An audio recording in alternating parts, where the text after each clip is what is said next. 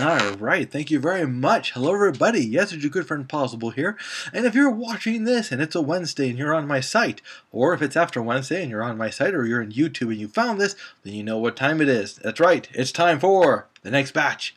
What is coming to theaters this Friday to tantalize our taste buds and, get us to part with our money for 2 hours of entertainment? What better to start with than Captain Phillips? Yep, Tom Hanks is continuing his reign of movie magic with true stories and real life dramas on Captain Phillips. For those of you who might have missed this either last year or a few years ago or was even part of this year, Captain Phillips was a guy who ran a shipping company, and one of his boats was taken over by Somali pirates, and this is the true story of what happened.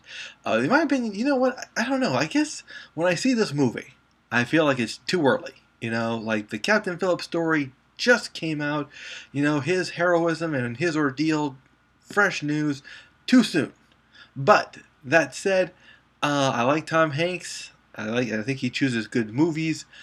But the early reviews, not very positive, not as positive as I would expect. For people of this caliber, I mean, you got the guy who directed The Bourne Ultimatum, you got Tom Hanks, you expect great movies, you expect higher caliber movies. But, I mean, let's face it, all you need to do is watch the news or pick up a newspaper and you know what happens. They're not going to change it. Captain Phillips isn't all of a sudden going to pick up a stick and beat everybody up. It's going to be based on what it was. If you saw the trailers, you got enough information to gather that. And reviews, like I said, not as positive as I would expect, not at the caliber I would expect. So this is a movie you get to decide. I can't give it a see it in all in good faith, but I also can't give it a pass. I mean, come on, I like these people too much, but I got to give it a decide. A little bit more research, get to Rotten Tomatoes, watch check out a few reviews, a few rankings, and decide whether or not this is your cup of tea. I don't know. There's something about it. It just seems a little, too lowbrow, not as up to snuff as people would like. Speaking of up to snuff, we're back with Machete Kills, the sequel to a movie based on a phony trailer on Grindhouse. So we return to Grindhouse, and it brings a lot of people interesting. Carlos Estevez is the President of the United States. Mel Gibson is making his comeback more than ever. I think he feels he's done apologizing. It's time to get back to making movies. He's going to be the villain. He's going to be badass, and he's just going to bring it back. They got a lot of crazy things going on. You got a girl with, a bullet bra. You got Lady Gaga. You got a lot of stupidity, but that's the point. And in this way, I have to admit, I'm going to see it. Can I really recommend it to people? Not offhand. Because this is just got to be your cup of tea. This goes back to that one rating I developed a while back. It's a niche. This has got to be your niche. What it really gets to me the most, what really upsets me the most, is that with Machete Kills, it's supposed to be Grindhouse. And nowadays, we're not doing Grindhouse. We're making fun of Grindhouse.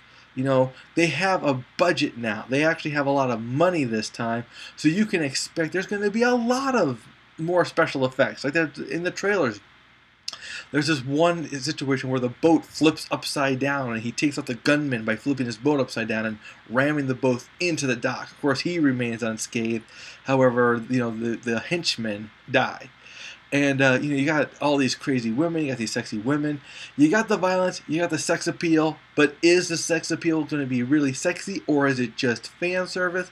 That remains to be seen. Like I said before, these kind of movies, they just, I don't expect this to be a huge movie. I'm going to see it. I'm not going to really recommend it. I give it a niche. If you know yourself and you know you like these kind of movies, which I do, they're guilty pleasures, go for it. But believe me, you know better than anyone if this is not your cup of tea, it's best to go see something else. And that something else should not be Romeo and Juliet. Oh, what's that possible? You said it should not be? Yeah, because if there's anything we don't need is yet another retelling of Romeo and Juliet.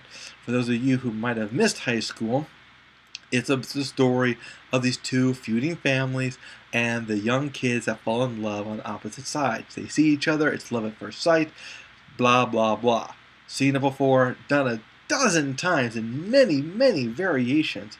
It just drives you nuts. Will it be a better round this time around? Can you really go wrong with Romeo and Juliet? Not really. But can I really recommend it? Well, no, because I want to put a stop to this. There comes a time we got to stop making these Shakespearean plays, especially Romeo and Juliet. He wrote other plays, believe it or not. But this is one of those famous ones. Everybody makes them over and over again. Even Leonardo DiCaprio with Claire Danes made a version a long time ago. More modern day. Funny. Bizarre. This one seems more close to the source material. I could be wrong, but let's face it, give it a pass. Let's see some fresh movies. Sorry, I almost made a funny suggesting that, Hollywood had original ideas out there. But in the meantime, guys, I will be at Machete. I got a lot of catching up to do. I'm behind on my movies, behind on my movie reviews, but I'm catching up tonight, and we'll see you at the theaters.